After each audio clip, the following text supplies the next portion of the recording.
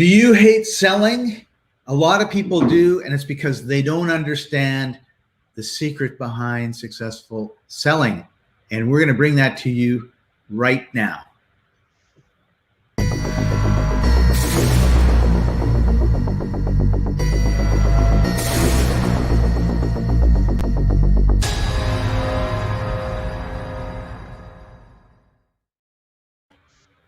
Hey, Chaffee. Hey, Scott. He's Chaffee. I'm Scott. Chaffee, I have this brand new gizmo that I've just developed. I got a million of them made in China last week. They're in a container coming here. They're going to make your life so easy. You don't even know how badly you need this little device. So it's only $19.99. That's $1,999 on special because it's regularly $5,473.22. But wait, there's more. When you buy it, you get this awesome all-in-one MacBook Pro mouse and 1 year supply of water coming directly out of the Mississippi with no filtration. This is normal, everyday, right out of the river water that you can drink without ever having to do anything.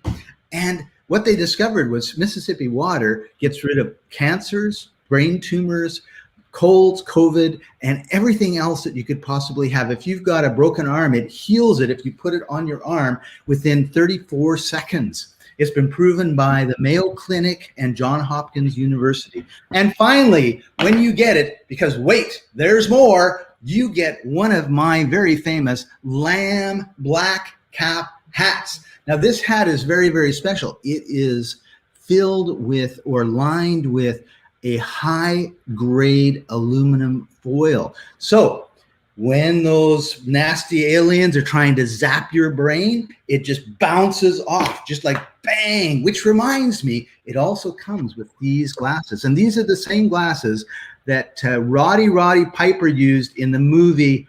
What was the name of that movie again? They Are, It Is. But you know, he would put the glasses on and he would see the subliminal messages that all the human beings were getting. And he'd take it off and he'd see like the reality, and he'd put them on and he'd see that you were an alien, and he'd take them off and you would look normal. And these are the same ones, and they work exactly the same way. Never be caught by surprise by aliens walking down the streets of New York ever again. So just give me your credit card. I will fill everything up, and you should get it within the next 6 months. I was ready to order, Scott. I was waiting for the number. Oh, call 1-800. We sell lots. Yeah, that's right. So, Chaffee, when most people talk about selling, I think they have some version of what I just did go through their head, or they think of a used car salesman that comes up and I don't think used car salesmen act like we think used car salesmen act anymore anyway, but there's a lot of negative connotations, and it really has a terrible impact on people's businesses. Absolutely. And you know, it comes from just people being sold things that they don't want or they don't need, right? And people out there selling things just for the fact of making money. And so that's really, you know, what it's all about. For example, Dan would have bought your hat. Hey, Dan, good to see you. I love my hat, by the way. So I want to tell, I had that preconceived notion about selling for years and years, and it really did me a disservice. In fact, you know, the TV infomercials in particular, the timeshare, the timeshares presentations are all set up to influence or sell to people who they know do not want to buy, that come into the room because they're going to get a free 3 nights at the thing, and they have to be an hour there. So they've actually designed it so that, you know, they make sales, right? So they overcome all those objections. But I remember once my son was watching an infomercial on knives, you know, cutting knives for cooking and stuff. And I bought those knives. I bought them. I did too. Yeah, I bought them too. And I didn't want to buy them. And pardon me, he wore me down. So I said, I'm going to buy these and I'm not going to buy anything else, because what do I know? I know that they're going to upsell me. Pardon me. And they did. They tried, but I was determined not to fall for it. And what they were going to upsell me was a block of wood with little slits in it so that I could put the knives in there and have it on my counter. So let's just be clear, Scott. An upsell is another item that they want to sell you after they've already sold you their primary item. So they want to sell you up to another level. Yeah, they want to sell me more. Yeah. So I said, no. And so for the next 5 years, guess what I regretted? Saying no. Yeah. I wish I had bought the block. Right. Because I had 500 super sharp knives laying in my drawer, and I couldn't pick up one without slicing my finger off on one of the other ones. No, they were great knives. I loved those knives. My son loved those knives, and they were in a drawer. And I thought, it would have been so much nicer to have had. In fact, I have a prop. I just realized where I am. And he's gone. See? Wow. There they are. These are not the ones, but these we'll pretend that they are, right? So it all works really nice. But I was stubborn, obstinate, and pig-headed all at the same time. And I said no. For $29.95, I went through 5 years of, I wish I'd have bought those. And of course, I don't remember the number. I don't remember URL. I don't remember anything. So there's a thing about sales, follow up, right? You bought the knives. You've had them for a month. Are you sure you don't want this stupid block? Yeah, you're right. I want the stupid block. Send it to me. Okay. Well, it's now $49.95, $20 extra because you were an idiot. I don't care at this point.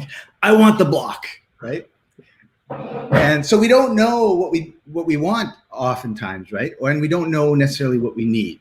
And I'll tell you, the block would have made life this much little bit easier. This, not a magic wand of being happy or anything, but I just remember how much I regretted not getting that block, because I had a preconceived notion of sales that was bad, right? And I didn't think of them as people that wanted to help me as much as they just wanted to get the sale and move on to the next. And, with an infomercial at 2 a.m, it's kind of hard to think anything different, but it's not necessarily the case. So the amazing thing, Scott, is that, I speak at different events, I speak at different conferences, and I talk to a lot of people, and inevitably I'm in a room with a bunch of small business owners, right? So business owners that have their own businesses, that do their own thing, that have their own products, that have their own services. And I always ask these business owners is, who has something to sell? Now, if you're in business, obviously you have something to sell, right? And so all the hands raise up. And then I said, who loves to sell? And I get like 3 or 4 hands out of 100 rising up, right? And then I ask the question, which is, if you don't like to sell your own stuff, how are you going to stay in business? And it just amazes me how people have these products and services, and yet they don't want to sell it because of this negative connotation that you had, that you're talking about. Right. And so, one, you don't want to buy anything because, as the saying goes, people like to buy, they hate to be sold, right? Yes. And then the second thing is that because they have that negative connotation, they don't want to be sold, and so they don't want to sell to other people. And if you are in business, any kind of business, and you're not selling anything, how do you expect to stay in business? Like, products just don't magically, sell themselves. Sometimes you get a really good product that will, sell itself. Only you still got to go out there. You still have to share that product. You still have to market it. You still have to get it out to the public. Right. And, selling is a part of business, and you got to understand that is a key thing. And I know that the most successful people that I know are also really good at selling things. Now, I do have to say a couple things though, Scott. Just, lay this out there so that we can build the foundation of what we're talking about here. is that I also, when I was growing up, had the same concepts that you're talking about, which is this negative connotation about sales. And it comes from, again, people selling things that they shouldn't be selling, and people selling things just for the sake of making money and not helping people and all that kind of stuff. Only we'll get into that. Only the two phrases that really stuck to my mind as I was learning about sales, first and foremost, is that if you believe in something, if you believe in a product or a service, you're obligated to sell it. There's an obligation for you to sell that product because you believe in it and you believe it will help somebody. And then the second thing is that if you don't believe in something, then you have to stop selling it, right? And so what you're doing then is you're harming people. So the first one, if you believe in something, you're selling because you believe it's going to help people. The second one, if you don't believe in it, you got to stop selling it because you're hurting people. And we're all about helping people. We're all about giving people a service, being a servant's heart, and really getting out there and doing the right thing. And so, I want to dive into those two concepts a little bit, Scott. Only, yes, that's the foundation of sales. And when you understand those two concepts, one, you're going to be really good at sales, and two, you're going to do a lot of sales because you're going to help a lot of people. Right. And I think you've hit on the key there. And it's an attitude adjustment, right? Because we have, there's a lot of negative connotations. It's like most businesses, there's been good, bad, and good and bad people, and the bad people kind of ruin it for the good people. And and a lot of times when you say the bad people, there are bad people out there. There are bad salespeople out there. There are people out there that, like I said, are just selling things to make a dime and not really care about other people. And I think there are also a lot of people out there that's what they're taught, right? And so, you go into an insurance company, for example. Some insurance companies tell people, just go out there and sell the biggest policy you can. Get out there and sell the most expensive policy that you can. And that's not the right thing to do for their clients. Only because they can sell these big policies, they're going to get a lot more commissions. And so, they're not bad people. It's just what they're taught. And so there's bad sales organizations teaching bad sales concepts and bad sales techniques out there. Right. Just like you talked about, the timeshare industry is fraught with this, right? The timeshare industry has sales quotas and goals and techniques and strategies to sell people stuff that they don't want or they don't need. And sometimes, with the investment in a timeshare, it's something that's really going to hurt them in the long run because financially, they may not be able to afford that. So, right. So I guess we should make a bit of a distinction between, large impersonal organizations that only care about the bottom line and don't really care about the customers. And our target market tends to be smaller businesses and entrepreneurs, solopreneurs, who really your reputation is all that you have. People only, hire you as a coach because you have this reputation for being an amazing coach and able to help them grow their business with integrity and gusto. So if all of a sudden you've got, 10 clients and you just took them on because, hey, you could get $5,000 a month out of them, and you don't really care about them, not spending very much time on them, you're not helping them at all, then your business is going to collapse because they're going to tell all their friends, don't bother going to see Chaffee because he's just in it for the monies. And there are people in our industry, it's like they churn and burn, I think is what it's called, right? I mean, they just flip through people like crazy until they run out of people, and then they leave town, they go to another city, and they do the same thing. Which I think actually in our industry is a problem that we have, in that there are people who are really good at selling, but they've got a terrible product. And there are people that are really have amazing products, can't sell them their way out of a paper bag. That's true. And so let's talk a little bit more about that. There are, in our industry, you're talking about the real estate industry, the internet marketing industry, all of the above. Yeah, I was thinking more of the internet. I was thinking in my head of a specific time when I was in a room with 35 people all day, and they had, I think, 7 speakers, all spoke for 45 minutes. And the last person to speak was the reason I was there. And the reason I was there is I wanted to see how he spoke, right? Like I wanted to learn and see what he was doing, right? So the first couple get up and talk, and you can tell they're sincere and they're wonderful, and they can do what they said they can do. Nobody went to the back of the room. Second person was exactly the same. Nobody went to the back of the room. Third person, exactly the same. One person went to the back of the room. And so the whole thing went, right? And then this guy talks, and when he's done, 30 of the 35 people go to the back of the room. And myself and a friend of mine who was there were two of the people that did not. And he said to me, "How come you're not at the back of the room?" And I said, "I'm just here to listen. I'm not here to buy." And I said, "Why aren't you at the back of the room?" He says, "I bought his product 25 years ago. It didn't work very well then. I don't think it's going to work any better now." But 35 people, 30 of the 35 people were at the back of the room seeing if they could buy his product.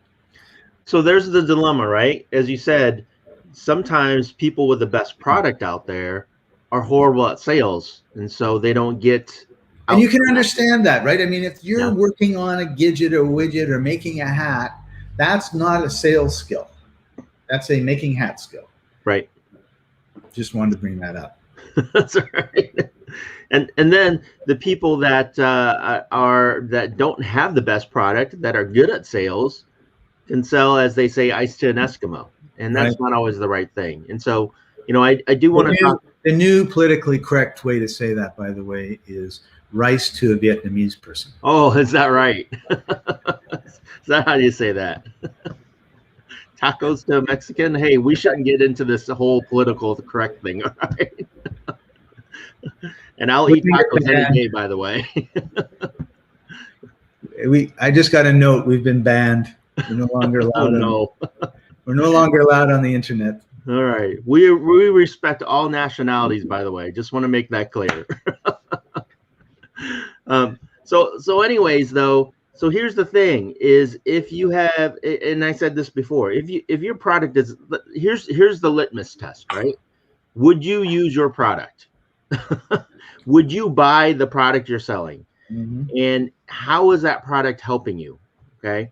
And if the answer is yes, then why wouldn't you want to share that with somebody? Why wouldn't you want to help other people? Because if it's changed your life. Now, the reason I became a coach was because I saw the effects of coaching on my life. Every single time I hired a coach, well, not every time, only every single time I hired a good coach, let's put it that way, I saw my businesses grow. I saw my myself grow. I saw my mind expand. I saw my wallet expand.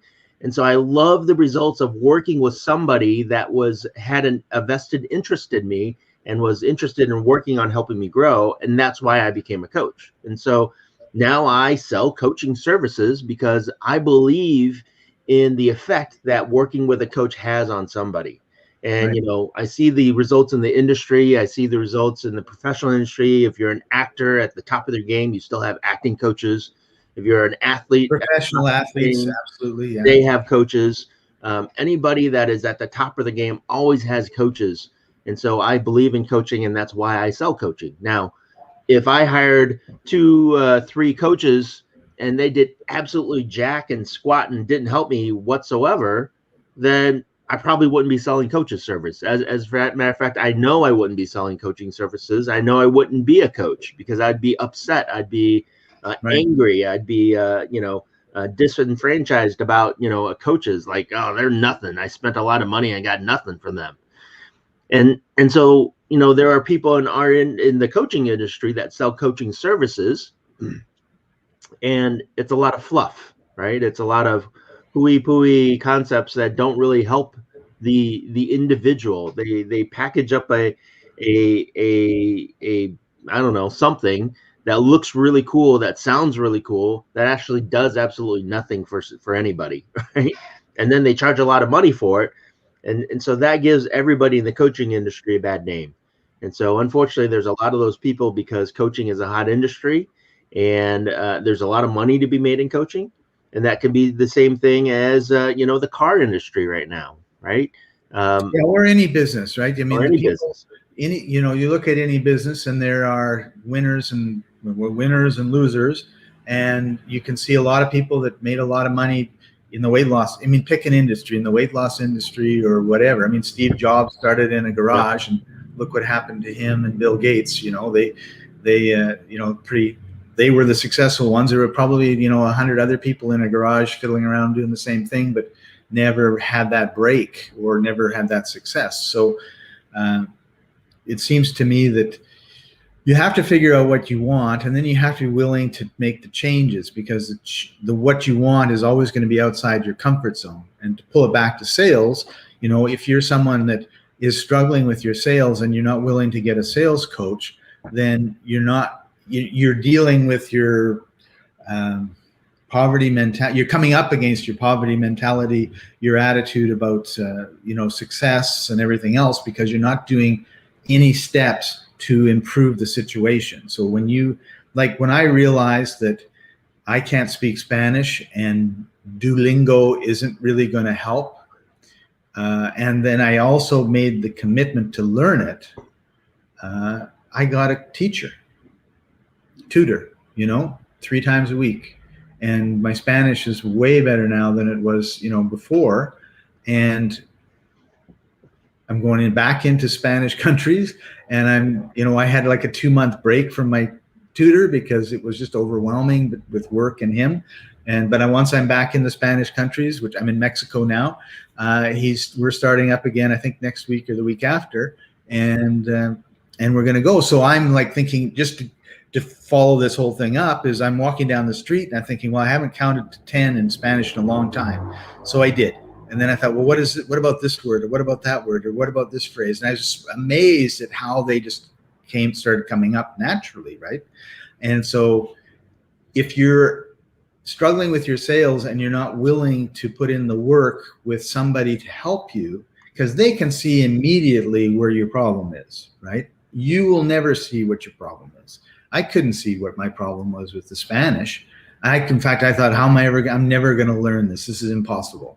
And every week I was like, wow, I'm really improving. And my Spanish speaking friends were like, oh, your Spanish is really getting good. And that's the same thing that's going to happen with you in the sales part. Like if you have the wrong attitude, you need to fix it. You need to find someone to help you. If you're maybe taking the wrong approach, maybe your, technique is wrong. I know for me, I always thought that you had to be like this bulldog and get in there and just like, rah, whatever. And it's just not my personality. So then I was like, well, that's not me. I can't do it. So how do you sell in integrity? And by that, I mean not selling something that's bad, but selling your way so that you feel good about how you do your sales. Because there's lots of different types, right?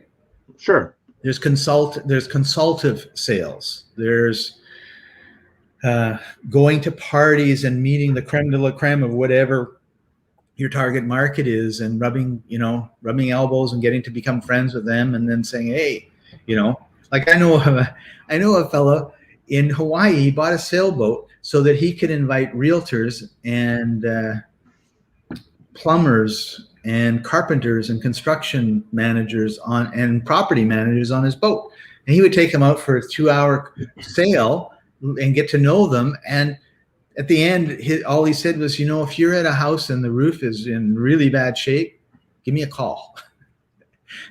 So he had all these people bird dogging for him, right? And then he'd call the people up and say, hey, Chaffee was just fixing your plumbing, and he just told me like your roof is almost all gone. Do you want me to come over and give you a quote? I can probably help you get your insurance to pay for it, or something won't cost you anything. Well, that's a great idea, because one, you could write off the boat as a business expense, and then two, the people have nowhere to go. They're stuck there. You have them for 2 hours. And so, I know he pulls out a whiteboard and he does all this. That's right. Where are they going to go? No, seriously though, let's go back to sales though, Scott. I mean, we could spend, 3 days on talking about the best sales strategies, techniques, how to sell people, to sell, stuff. I know you're going to bring up a great book to share with everybody. Only before that, it'll be next time. Wonderful. Stay tuned. And, go up next week. Same bat channel, same bat station. The thing that I want to bring up about sales, just to give people, that are struggling with sales, is two concepts and 2 ideas. First of all, sales is about education. It's about educating people on things that they're not aware of. And when you can educate them enough about a certain product or service or feature or benefit of something, then that's going to entice them to sell more. The second thing, and probably the most important thing though, is that are you teaching them something that they want or need or is a benefit to them, right? So don't just, the biggest challenge I think with a lot of salespeople who have really good products, that love their product and love their service, is that they talk about how much they love their product and love their service. And it's all about them, right? Oh, I love this because of this. I love this because of this, and this does this, and this helped me do this. And well, you're not talking to your customer or your client then. You're not helping them, because all you're doing is talking about what it's done for you. And so the key is to find out what are they looking for and how can your product or service help them, right? And then if you can educate them on your product or service, how that product or service can help them, those I think are the two fundamental keys of good salespeople, is finding out what people need or want, and then finding out how your product or service can help them in what they need or want, and being true to that, right? Being full of integrity with that, not just finding out what they want and then making up stuff that sounds good to help them, right? So so if you're not a weight loss coach and you're a business coach and you get some business person in front of you and you say, okay, like, what's your biggest problem? And they say, I need to lose weight. Sales are great. Business is awesome. Then probably if you have a buddy that does weight loss, say, well, I know somebody that can really help you, and let me get you two in touch. Because someone may say that's a long-term look at building a strong business, right? Because most people will say, oh no, convince him that you can help him even double it faster or something, right? And probably you could. But the fact is that he's got a problem right now that he wants solved. He's told you what it is. It's not one that you particularly want to solve. But if you go and refer to a really good coach and he loses 30 pounds, a number of things happen. One is that coach, through the law of reciprocity, is going to be keeping an eye out for you. And secondly, this guy is going to say, when I do have a business problem, I'm going to get a hold of Chaffee, because I know Chaffee's heart is good. He really has my best interests at heart, and away you go. And when you have one person, it might make a little bit or no significant difference to your business. But if you've done that over 5 years and you have 500 people that you've done that with, your business is going to look after itself. Right? Zig Ziglar said it best. If you help enough people get what they want, you'll get what you want. And he didn't say, if you help enough people buy your product and be happy with it, you'll get what you want, right? So maybe what they want is something you can't help them with in terms of your product or service, but you can help them in terms of your references or your recommendations.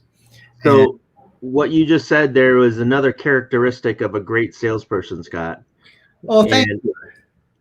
Well, you're welcome. Only that characteristic of a great salesperson is being a connector, right? It's connecting people to other people.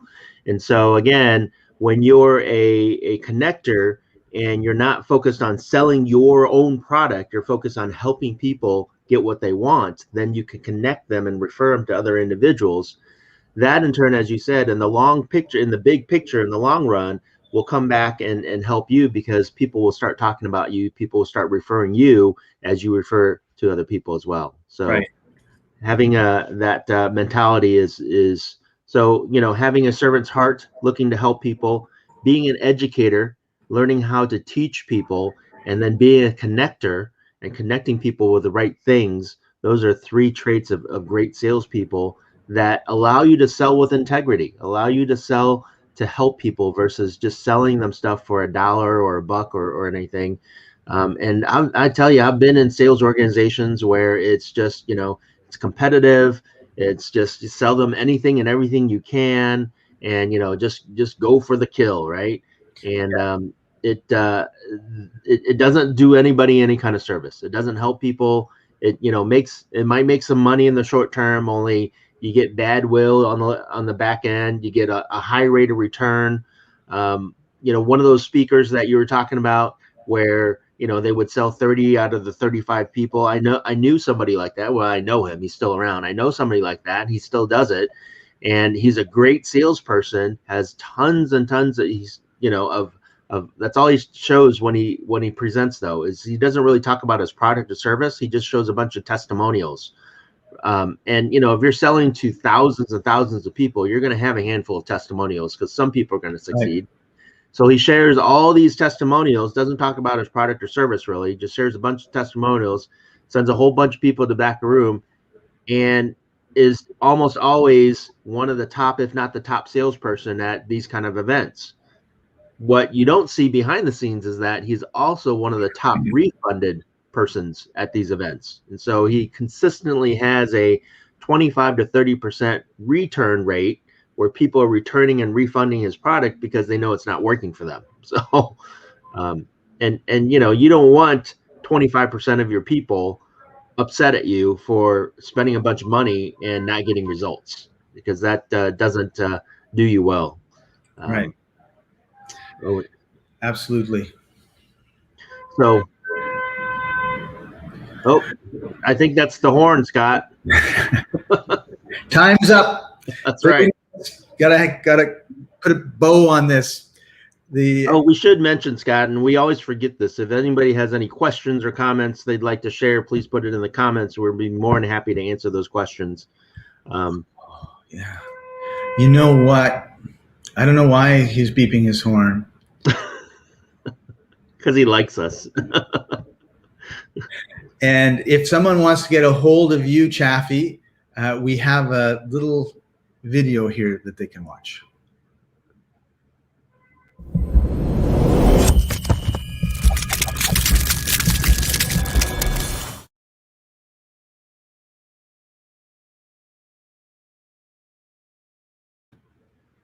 There you go, folks.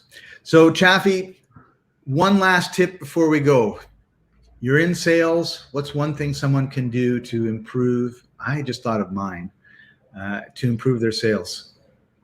Well, I go back to the 2 points that I talked about earlier, which is, sell something because you believe in it, because it's going to help somebody. It's like if somebody trips and falls and you have and scratches their knee and you have a Band-Aid and you don't sell it to them, like you're doing them a disservice, right? They're bleeding out and you have something that's going to help them and you don't help them.